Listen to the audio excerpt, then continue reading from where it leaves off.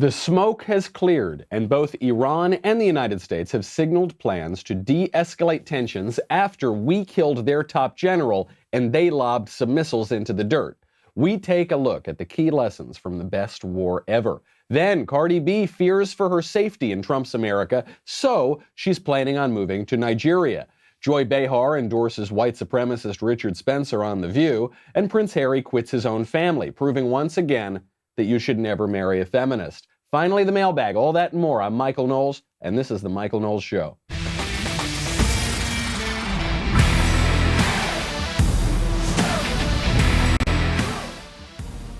All right, we have got a lot to get to today, so we're going to fly right through it. I'm sure everyone has heard or seen snippets of, at least, President Trump's statement yesterday. He gave a statement on the tensions with Iran. Overall, it was a superb statement. We don't need to watch the whole thing. In your own time, listen to it. It was really, really good. I mean, it was just, I dare say it was a flawless statement. He tripped over a few words, so it wasn't technically flawless, but in terms of the strategy that was being conveyed, it was just perfect. Trump pointed out that Soleimani was a dirtbag who had to die.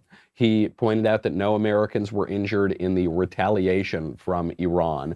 He said that America was going to reinstitute sanctions. Ilhan Omar and some other radicals in the Democratic Party were very upset by this, but that's par for the course. By saying he was going to reinstitute the sanctions, this was a de-escalation. Obviously, just as Iran said that in order to save face, they had to respond to the killing of Soleimani, so too the United States has to respond to the ballistic missiles that were shot at our base, even though nobody was killed, thank God. Still, that response of the sanctions is a de-escalation. It's very smart. And then Trump reminded the mullahs, and he reminded all the other dirtbags around the world that the United States has a bigger button than they do, and that our missiles work. I mean, this is basically the Trump doctrine, is the bigger button doctrine. You could call it the Reagan doctrine in many ways, which is peace through strength. And he also got in a good knock on Barack Obama and the previous administration here. Just a short clip from the speech where President Trump explains how we got into this mess and how he's cleaning up what Obama started.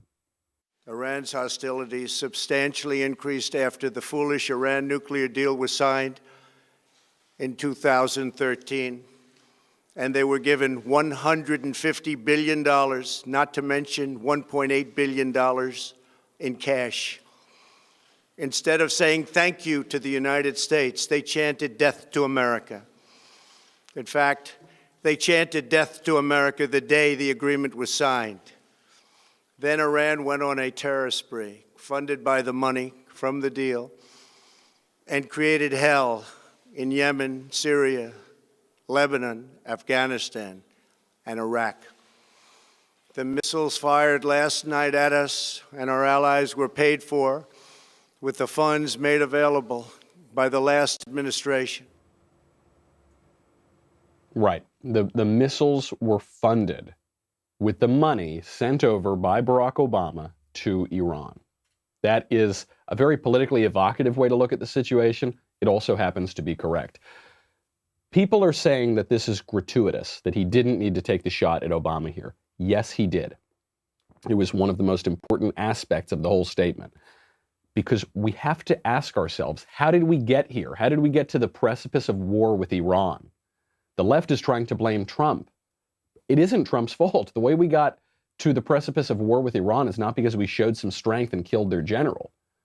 Killing their general was a response to acts of war that Iran was already foisting upon us, including the attack on the Baghdad embassy, including the killing of an American contractor just a couple weeks ago, including hundreds of American deaths at the hands of Soleimani in the region. How did we get here?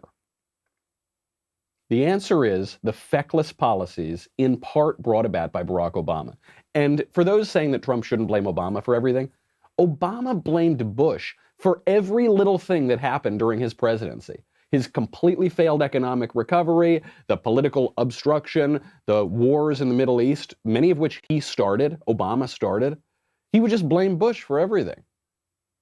No president in my lifetime has liked blaming the past administration as much as Obama, possibly until Trump, because he learned a page out of Barack Obama's playbook. Trump here is rightly pointing out that he is solving the problems brought on by Barack Obama.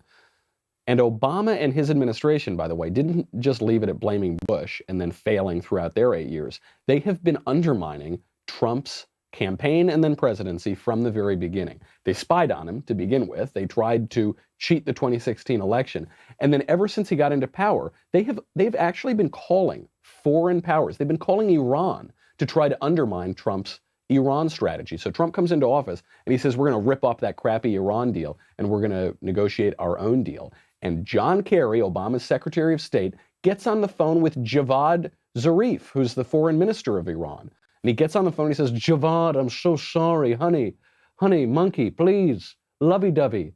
He always sounds like Thurston Howell III whenever I see him speak, and he kind of looks like, I don't know, Frankenstein or something, or Herman Munster. And he's just there, this frozen, waspy politician trying to cling to whatever power is still left. And he says, Javad, please, we'll work it out. Don't let this deal fall apart, because this is the Obama legacy in Iran, is that Iran deal. And look at what the legacy has led to. American deaths, an attack on our embassy, fecklessness, and a complete absence of deterrence. President Trump reinstituted that. This has worked out perfectly. I was just recounting yesterday the victories of this administration, where this is the cherry on top of the sundae. We'll get to that in a second. Then we'll get to the very important news, of course, which is Cardi B. But first, let's face it. Most New Year's resolutions are hard to keep. Get more exercise, save more money. There is a resolution, however, that is easy to keep. Stop wasting time going to the post office. Use stamps.com instead. I love stamps.com. I mean, they've been with us almost since the very beginning. With stamps.com, you can do everything that you do at the post office right from your computer. And I will tell you, as a millennial, I go to the post office like twice a year, maybe. I can't bring myself to do it, because in every other aspect of our lives, we can use our computers, we can use our phones to get these kind of basic things done. And yet some people just haven't adapted quickly. That's where stamps.com comes in, because stamps.com is bringing the post office to your house. Big discounts on postage, by the way. So stamps.com, you get every service of the U.S. Postal Service at your computer, whether you're a small office sending invoices, whether you're an online seller shipping out products, maybe you're a warehouse sending thousands of packages a day. Stamps.com can handle it all with ease. We here at the Daily Wire love it. Simply use your computer, print official U.S. postage 24/7 for any letter, any package, any class of mail, anywhere. You can do that today.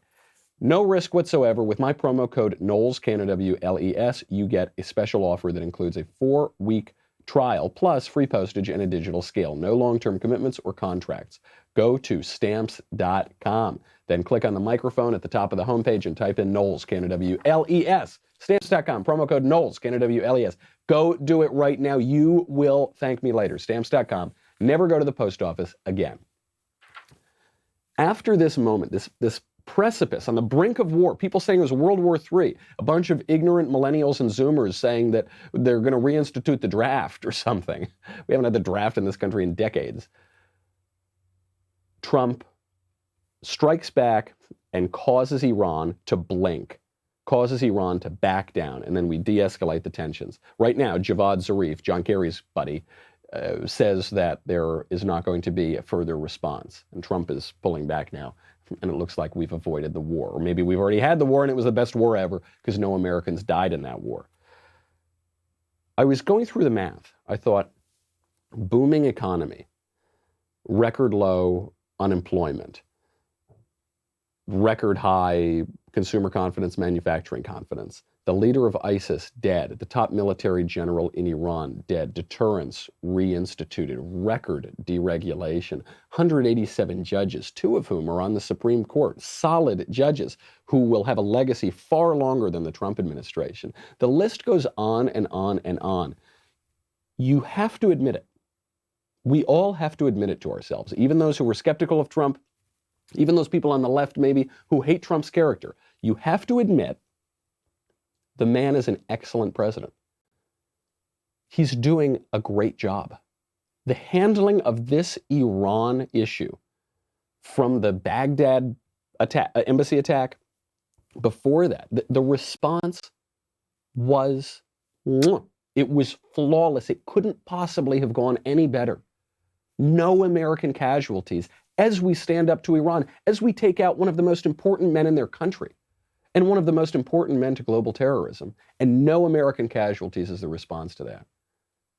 Because we've now reestablished the credible threat of violence, and we've maintained President Trump's unpredictability, one of the most important advantages you can have in foreign affairs. He's doing a great job. And if you're one of these people on the left, right, or center who are still laboring under this misapprehension that Trump is some bumbling idiot who just accidentally seems to get all these things right, he's just that bumbling fool billionaire who married a supermodel who succeeded in network television and real estate and casinos and politics, got the biggest job in the world on his first try. If you still think that, you've probably got the wrong idea. You're probably looking at this a little wrong. Presidents have always had the advantage, the successful presidents have always had the advantage of being underestimated. It's certainly true of Trump. It was true of George W. Bush. It was true of Bill Clinton, right? George Bush, he was a total idiot. Bill Clinton, he's just a nice guy from Arkansas. It was true of Ronald Reagan. He's just a dumb actor. He's just the guy who did Bedtime for Bonzo. They've always been underestimated, and then they succeed. You know, Reagan takes down the Soviet Union, takes down the Berlin Wall, all the way fast forward to President Trump, who wins this incredibly complex conflict with Iran with zero American casualties. That's a wonderful thing. The guy deserves credit for it. Trump also called this in the 80s. A lot of people don't remember it, but in the 1980s, when he was beginning to dip his toe into politics, set the stage for his political career, he took out massive ads in newspapers, the New York Times, a bunch of other newspapers, actually criticizing the Reagan administration. Something tells me that no matter who was president at the time, if Trump wanted to establish the basis for his political career, he would have attacked them all in the same way. But he criticized Reagan for not being strong enough on foreign affairs. And what he said was, there is nothing about our foreign defense policy that can't be fixed with a little backbone. Now, Ronald Reagan did take down the Soviet Union, so I think he had some backbone. But the general principle is correct. Because when you look at President Trump's foreign policy, he's not fundamentally reordering the world order, right? He's not fundamentally reordering American foreign affairs. He isn't actually dismantling NATO or allying with people that we don't ally with and betraying our allies and cozying up to our enemies. He's not actually doing that. I know the mainstream media says so, but look around.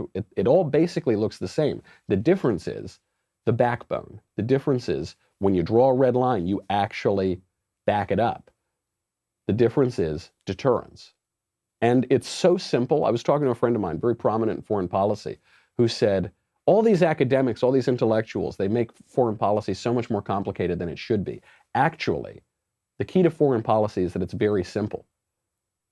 Be good to our allies and crush our enemies. It's simple enough. You don't need to make it more complicated. I think that's Trump's view of it, and it happens to be correct. A Medal of Honor recipient at the White House earlier this week summed up the approach. It was a beautiful, beautiful, simple explanation of our foreign policy. We'll get to that in a second. Then, of course, I promise you, we're going to get to the most important news. I know you're on the edge of your seat because Cardi B is going to move to Nigeria, and the royal family is breaking up. Prince Harry is doing this, and it's all the fault of one American actress. But first, I got to thank our friends over at Quip. Quip, the makers of the Quip electric toothbrush, want you to know that there is a single discovery that matters most for your dental care, and it is simply this. If you have good habits, you're good. Good habits, that's what it's about. It's not that you need this one simple trick that you do once and then you're gonna have great teeth. No, you need good habits. This is true in every realm of life. Aristotle describes virtues as habits. You gotta practice them, okay? And when it comes to your teeth, that means brushing for 2 minutes twice a day and flossing regularly. Doesn't matter what brand you use, okay? You just gotta do it. Quip makes that so simple, starting with an electric toothbrush, refillable floss, and anti-cavity toothpaste. Quip's electric brush has sensitive sonic vibrations with a built-in timer and 30-second pulses to guide a full and even clean. The Quip floss dispenser comes with pre-marked string to help you use just enough. It is good habits. That is what you are getting. Quip delivers a fresh brush head, floss, and toothpaste refills to your door every 3 months with free shipping, so your routine is always right. If you're like me, you wait until there's like 1 micromillimeter of toothpaste left in the tube and you're squeezing it out and it's all this kind of origami that you're doing with it. Don't worry about that, okay? You don't need to try to live like that. You don't need to make it all the way to the store. Let Quip make this easy for you. It starts at 25 bucks. If you go to getquip.com/Michael, M-I-C-H-A-E-L, right now, you will get your first refill free. Merry Christmas. That is your first refill free at getquip.com/Michael, GETQUIP.com/Michael. Quip, the good habits company. So Staff Sergeant David Bellavia was receiving the Medal of Honor earlier this week, and obviously there were tensions building with Iran. He explained the Trump doctrine. He explained the kind of basic fundamentals of American foreign policy very well. Be good to our friends, be bad to our enemies. We don't want war, but if you ask for war, we'll crush you. Our military should not be mistaken for a cable news gabfest show. We don't care what you look like. We don't care who you voted for, who you worship, what you worship, who you love. It doesn't matter if your dad left you millions when he died or if you knew who your father was. We have been honed into a machine of lethal moving parts that you would be wise to avoid if you know what's good for you. We will not be intimidated. We will not back down. We've seen war. We don't want war. But if you want war with the United States of America, there's one thing I can promise you, so help me God. Someone else will raise your sons and daughters. Simple enough. Jim Mattis has a famous quote. He was speaking to some officers in Iraq, some of the officers who could be our allies or could be our enemies. And he said to them, look, I am pleading with you. I am begging from the bottom of my heart. Do not betray us, because I want to work together. I want to be friends with you. But if you betray us, I will kill every last one of you. That is sort of the American foreign policy fundamental. That's the Trump doctrine, is we do not want war. We don't want it. Democracies, republics, we tend to hate war, okay? And we're fickle, and there are elections every few years, and we just don't want war. However, if you provoke us, if you demand war, if you foist war on us, we will kill every last one of you. We will make sure that other people raise your children, okay? That was what Trump told the mullahs in Iran, and they listened. And their response to us killing one of the most important guys in their country was to lob a bunch of missiles into the dirt. Well done. Then we're going to impose sanctions. We de-escalate because America has strength. Now, not everybody is thrilled. Trump, I'm sorry to say, has lost a key voting demographic. He has lost the Cardi B vote. Who is Cardi B? I don't really know. I guess she's a figure in music or something. She's a really funny character. I really like her as a cultural figure. She's now become kind of a Bernie bro.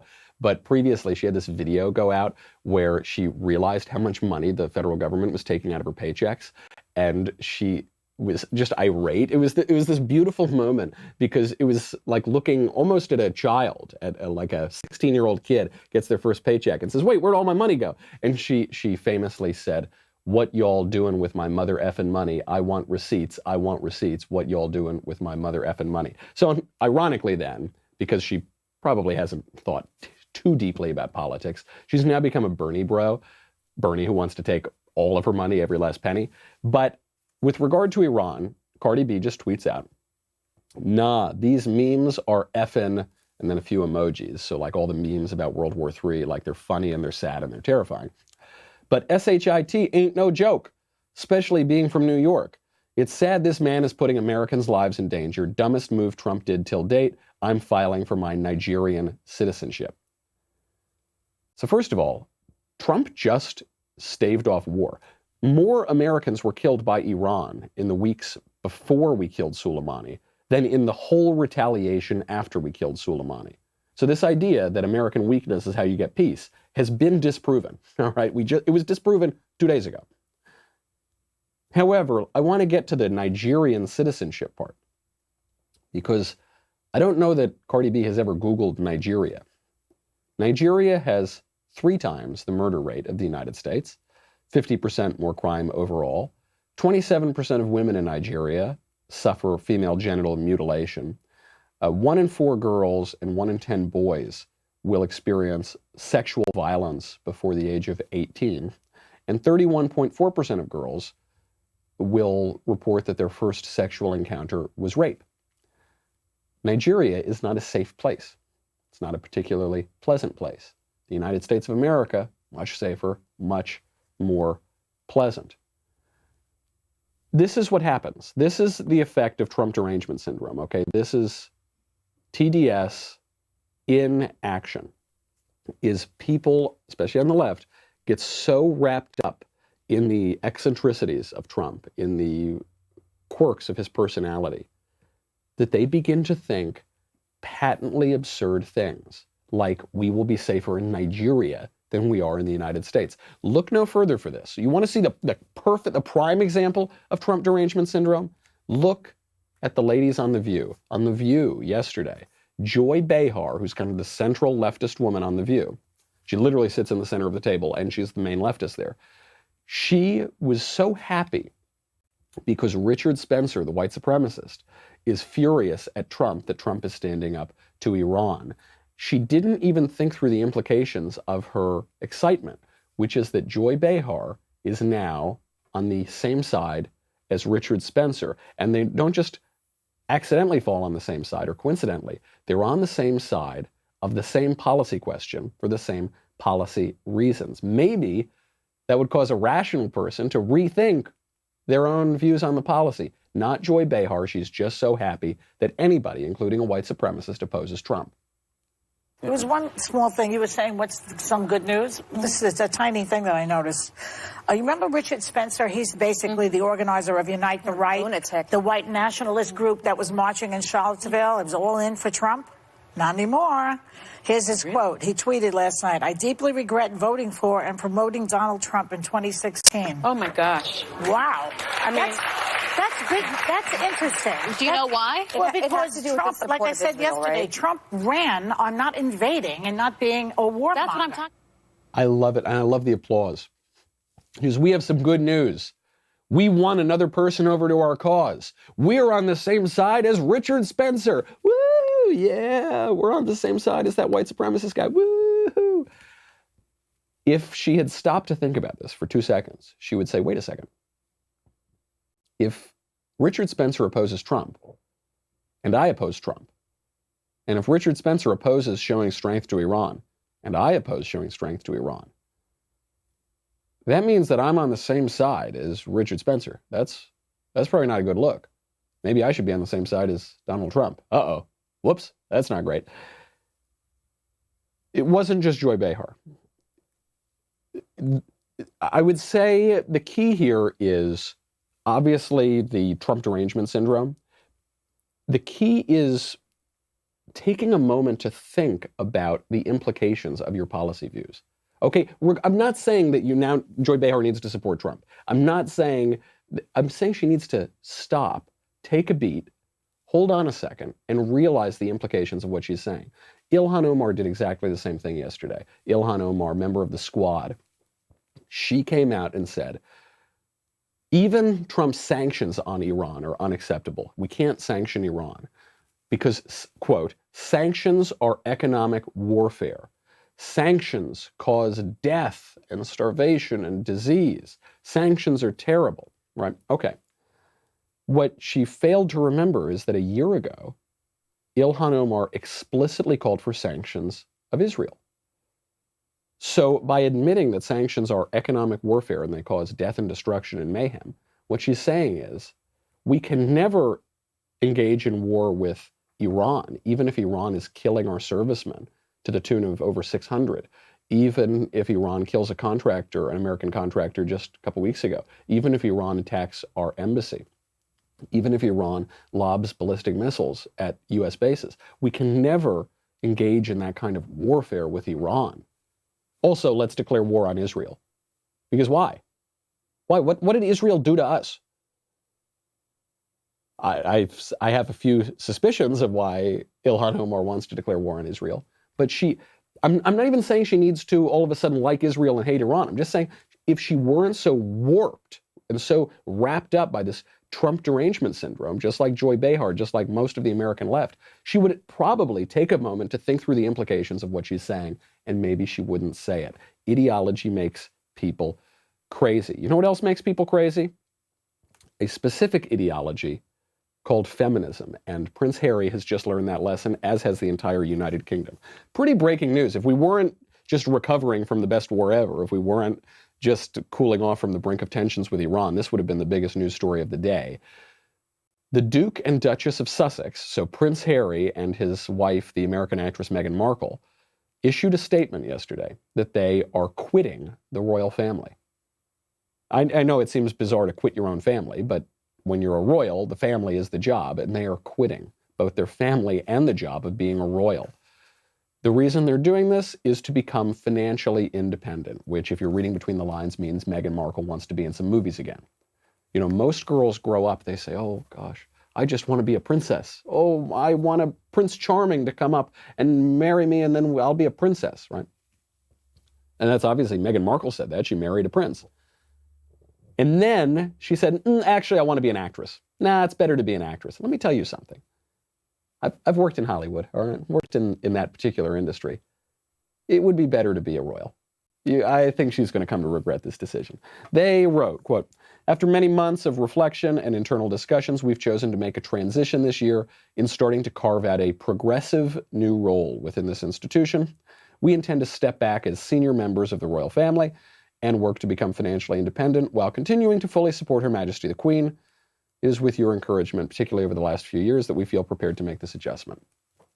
You might as well call Harry Prince Edward IX. He's just like his great uncle, King Edward VIII, who abdicated the throne, caused mayhem in Great Britain because he fell in love with a divorced American, just like Meghan Markle. This is very bad. I mean, first of all, why do we care? There's a certain American view, which is that I haven't cared about the royals since 76, bang, bang, you know. But I don't think that's fair. The royal family in Great Britain is currently a pillar of Western civilization. I mean, it's one of the few stabilizing forces that we still have in this torrent of change throughout the West. And it shows you something that's so awful about our modern individualistic liberal culture, which is we have no sense of duty. You know, we look at politics primarily through this liberal lens, which is through the lens of rights and entitlement. Me. I get to do whatever I want. I shouldn't have to have any duty. I should be able to choose whatever I want to choose. And that is not in any way a conservative vision of politics. The conservative vision looks at politics primarily through duty, through bonds of loyalty, through bonds of friendship and kinship. Prince Harry, he didn't choose his life. He was born a royal. That comes with many privileges. All the money, all the luxury, all the palaces, all the castles, all of the fame, all of the fortune, right? It also comes with responsibility because your whole life is dedicated to the public service. You are the beating heart of the nation in the United Kingdom. You are a pillar of stability. You engage in public functions. You receive foreign dignitaries. You engage in philanthropy, right? That's the job. It's a heavy weight to wear the crown. Queen Elizabeth has embodied this beautifully. You don't get to go out and do whatever you want all the time. Your life is scrutinized. You have to live a virtuous life. So many royals have failed at that. Queen Elizabeth has really done a very good job of showing that kind of vision of duty. And Prince Harry is just giving it all up because me. And actually his wife deserves more blame here, Meghan Markle, because she chose this. I mean, she chose to marry a royal. She got this multi-million-dollar wedding at public expense in the United Kingdom. And then she broke up the British royal family and she dragged her husband away because she doesn't like it, because she doesn't want to accept the responsibility of being a royal. She likes the perks. She likes the royal wedding. She likes all the fame and notoriety. Obviously she does. She was an actress.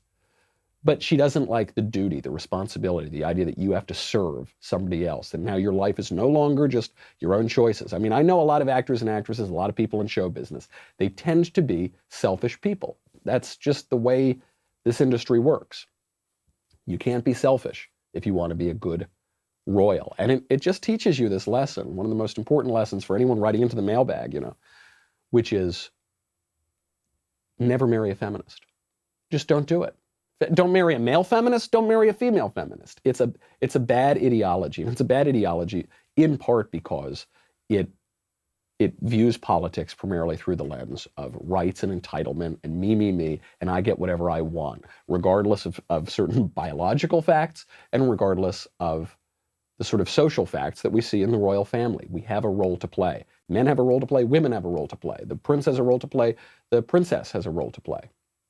And they're just turning, it's very sad. I mean, in some ways it's good because you're getting these giant radical leftists out of the royal family, but it's a sad thing for Great Britain. Obviously, we Americans can look at this with a little bit more distance because they're not our royal family, but it's sad nonetheless. It's sad for our politics and what it says about the West. Before we get to the mailbag, I have got to get to how lame Elizabeth Warren is. I just very quickly, Elizabeth Warren, she does these painfully awkward social media experiments where she goes and she pretends to drink a beer. It's like the first time she's ever sipped beer. Then she awkwardly hugs her husband. Then she goes on with the Queer Eye for the Straight Guy character. And it's just so stiff and awkward. And she's trying to relate to people.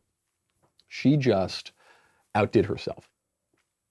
Elle magazine did an interview with Elizabeth Warren where they want Liz Warren to give advice. And the whole premise is Liz Warren's got a plan for everything. And so she's got a plan even for your questions to Elle magazine. Here's just a little clip.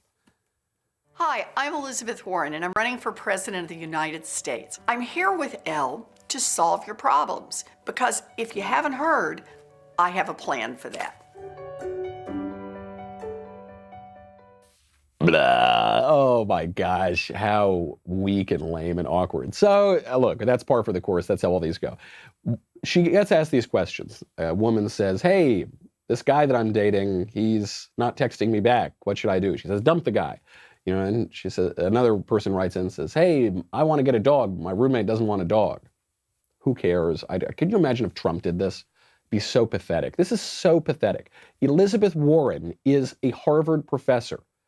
Be who you are. Just say who you are. You're trying to be president. You're not going to be a gal pal. You're not going to be this cool, relatable person. Just be who you are. Trump knows this. That's why he won. Same thing with Reagan.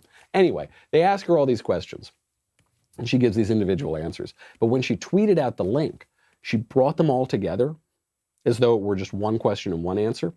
And I mention it because she's pretty much summed up leftism here.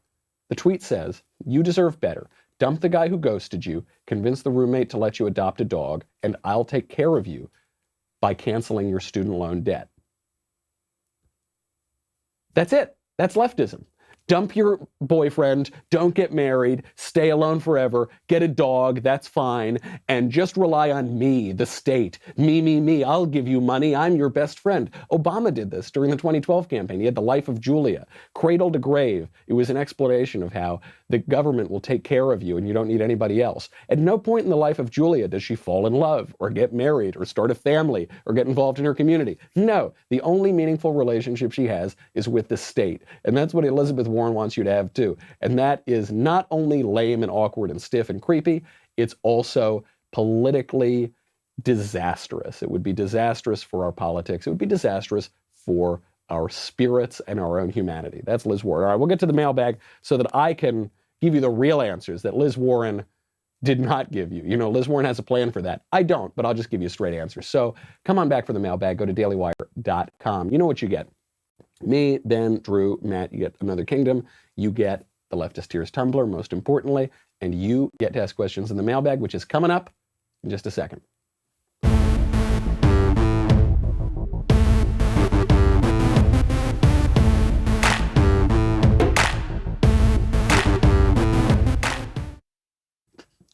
All right, from Corey. Hey, Michael, how do I get over my fear of public speaking? I am the best man at my brother's wedding, and it's a lot of pressure to deliver a good speech. Has public speaking ever been an issue for you growing up or in your career? I obviously have spoken in public a lot. Your first consideration as a best man should not be how you're going to deliver this great oration. Don't worry about the public speaking first. You've got a mistake in here that if you fix this, it'll really help you. You said, I've got a lot of pressure on me to deliver a good speech. You're not going to deliver a speech. Do not deliver a speech.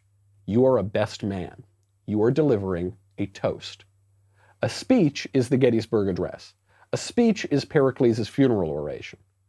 A toast is 1 minute long, and it wishes the groom and the bride well, and then you sit down. I have seen so many bad best man speeches. I've seen worse maid of honor speeches, but I've seen most best man speeches I've seen have been terrible because they're speeches. Give a toast. A speech is from you. It's full, it's big, it's long, it's giant. A toast is, hey, all the best to these wonderful people. When you write your toast, keep it short. At the most, 2 to 3 minutes. If it's closer to 1 to 2 minutes, it will be better. Write it all out, that's fine. And then once you write it all out, go through and take out 80% of the first person personal pronouns. I, me, my, get out most of them. This is not about you. Here's the bad version of a best man toast.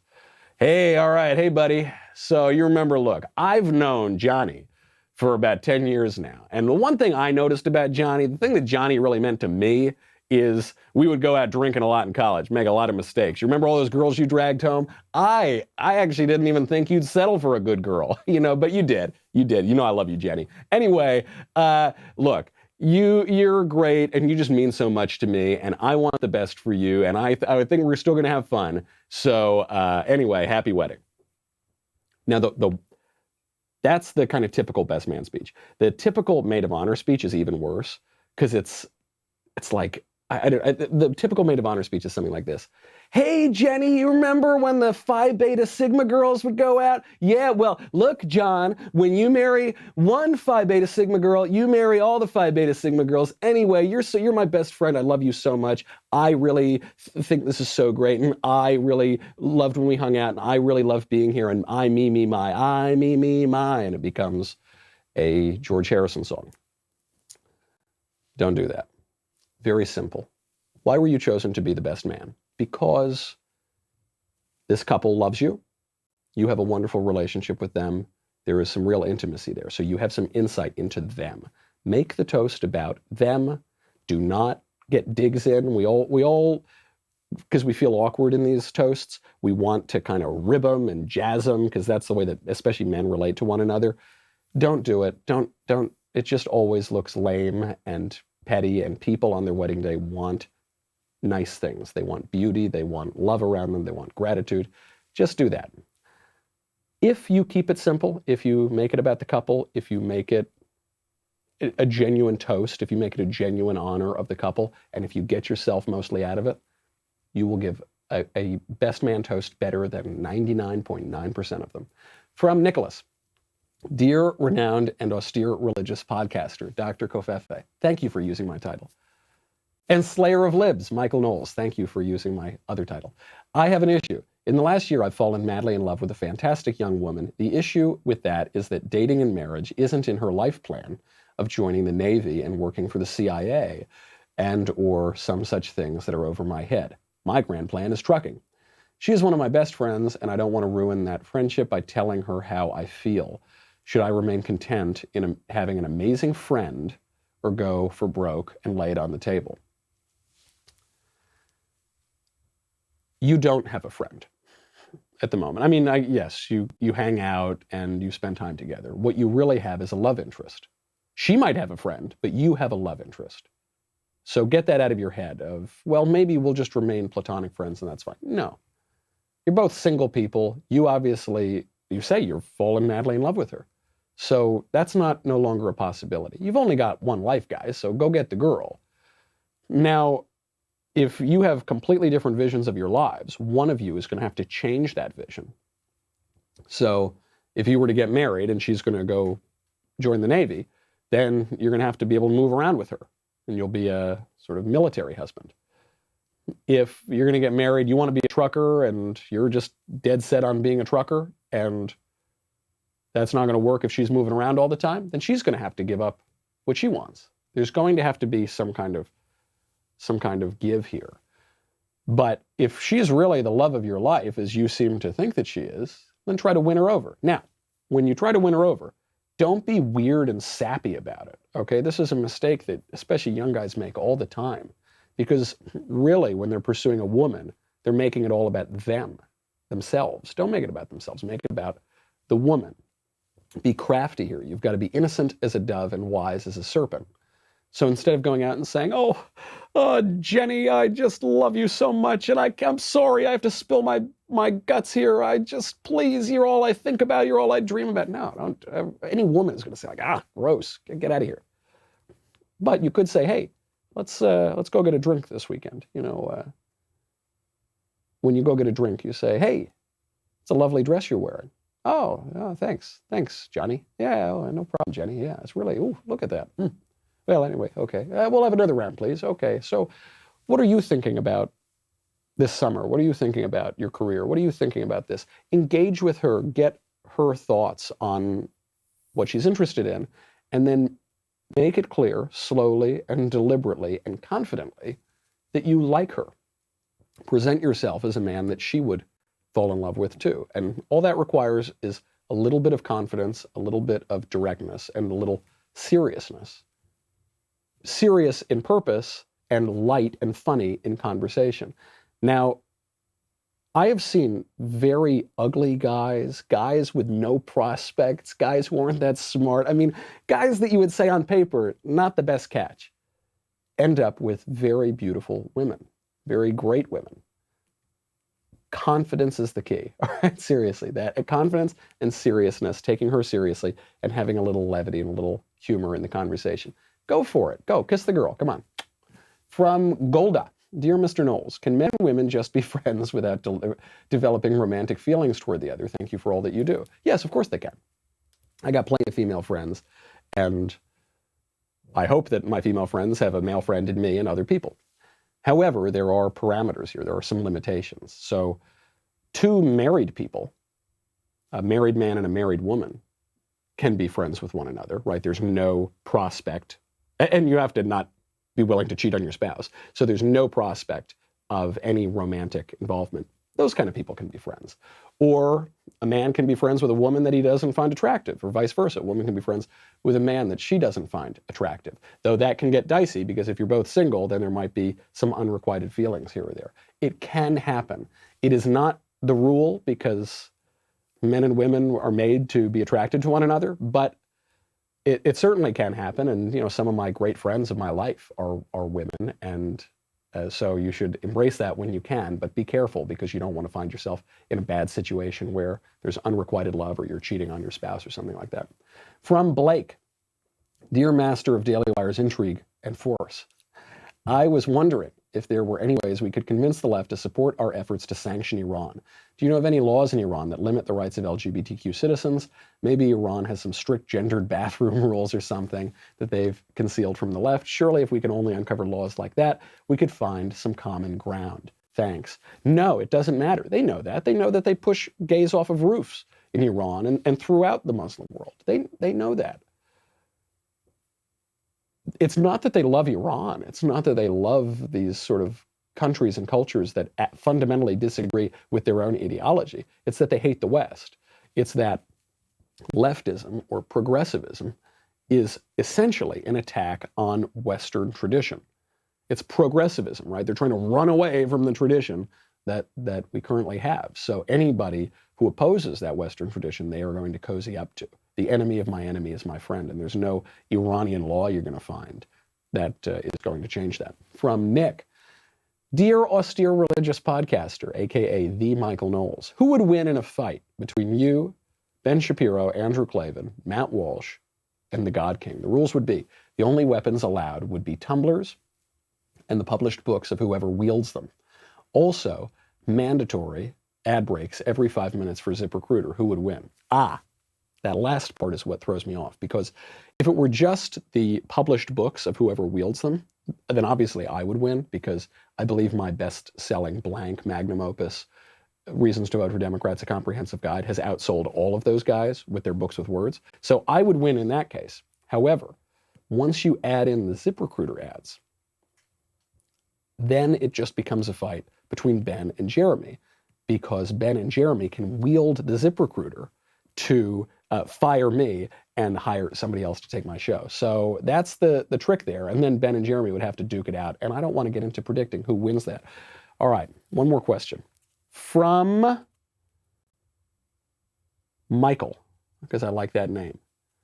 Dear Michael of the Camp Knowles, the most revered and austere religious podcaster, there is a lot of debate about whether our country is a democratic one or a republic. As far as I can tell, the only difference is representation and a charter at its core.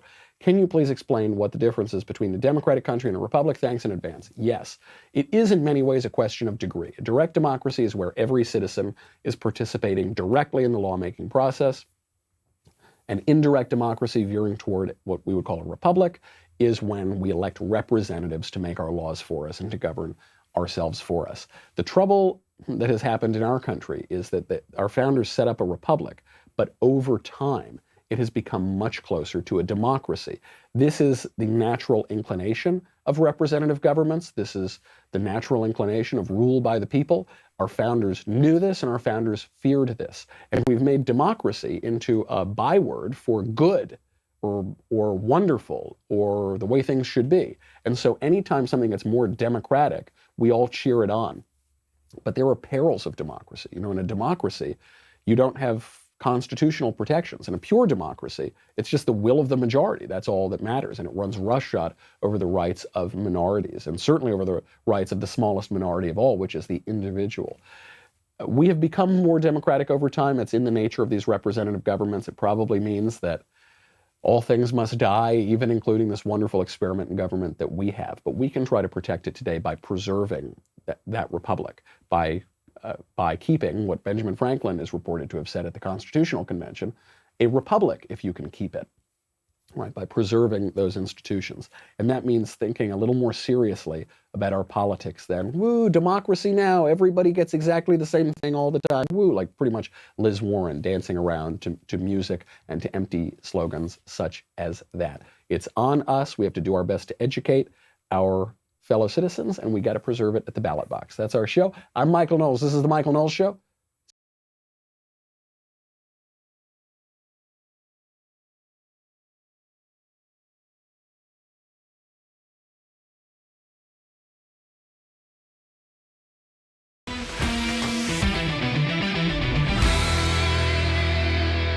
The Michael Knowles Show is produced by Ben Davies, director Mike Joyner, executive producer Jeremy Boring, senior producer Jonathan Hay, supervising producer Mathis Glover and Robert Sterling. Our technical producer is Austin Stevens, assistant director Pavel Widowski, editor and associate producer Danny D'Amico, audio mixer Robin Fenderson, hair and makeup Jesua Olvera, production assistant McKenna Waters. The Michael Knowles Show is a Daily Wire production. Copyright Daily Wire 2019.